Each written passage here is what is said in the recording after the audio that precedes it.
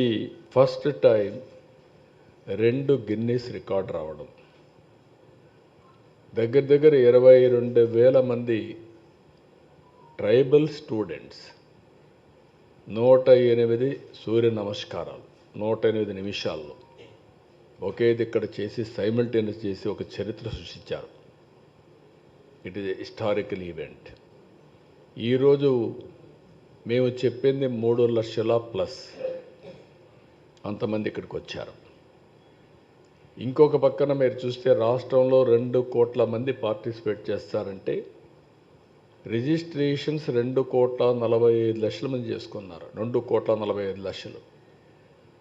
మేము సర్టిఫికెట్స్ అయితే 25 లక్షలు ఇస్తామనుకుంటే 1 డే పార్టిసిపేట్ చేసిన వాళ్ళు, 3 రోజులు పార్టిసిపేట్ చేసిన వాళ్ళు, సర్టిఫికెట్కి ఎలిజిబిలిటీ ఉండేవాళ్ళు 1,89,00,000, 80 లక్షలు తయారయ్యారు. 1,80,00,000కి వచ్చారు. ఇవన్నీ చూసిన తర్వాత నేను మనస్ఫూర్తిగా మరొక్కసారి ప్రధానమంత్రి నరేంద్ర మోడీ గారిని అభినందిస్తున్నా. ఇక్కడ మీరు గుర్తుపెట్టుకోవాల్సింది, ప్రజల్లో ఒక చైతన్యం లేకపోతే, దీనివల్ల లాభం ఉందని భావించకపోతే ప్రజలు రారు.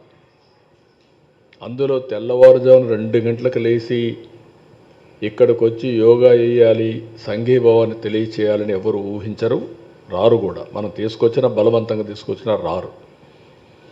అలాంటిది 10 సంవత్సరాలు ప్రధానమంత్రి గారు చేసిన కృషి ఫలించింది. ఆయన ప్రపంచం మొత్తం దీన్ని ప్రమోట్ చేశాడు. 175 దేశాలు యాక్సెప్ట్ చేశాయి. వాళ్ళు కూడా ఆచరించే పరిస్థితికి వచ్చారు. ఈరోజు ఒక్క రోజున మీరు చూస్తే 12 లక్షల లొకేషన్స్, 10 కోట్ల మంది భాగస్వాములయ్యారు. ఒకప్పుడు యోగా అంటే కొంతమందికే పరిమితం. అలాంటిది ఈరోజు యోగా అనేది అందరికీ అవసరం, అందరిది అనే భావం తీసుకొచ్చిన ప్రధానమంత్రి గారిని అభినందిస్తున్నా. ఆయన ఒకరోజు నేను పోయినప్పుడు అమరావతికి రీస్టార్ట్ ఆఫ్ వర్క్స్ కోసం వెళ్ళాను. ఆ రోజు మాట్లాడుతూ ఉంటే, ఇంటర్నేషనల్ యోగా డే వస్తుంది, 10 ఏళ్ళు అయింది, దీన్ని బాగా ప్రొజెక్ట్ చేస్తే బాగుంటుంది, విశాఖపట్నం అయితే బాగుంటుందని అనుకుంటున్నాను, మీరు కానీ హోస్ట్ చేయగలిగితే బాగుంటుందంటే ఇమ్మీడియట్గా యాక్సెప్ట్ చేశాను.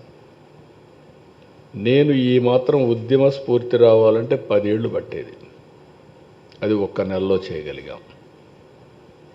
ప్రధానమంత్రి గారు వస్తున్నారు, యోగా డే ఫిక్స్ అయింది, డెడ్ లైన్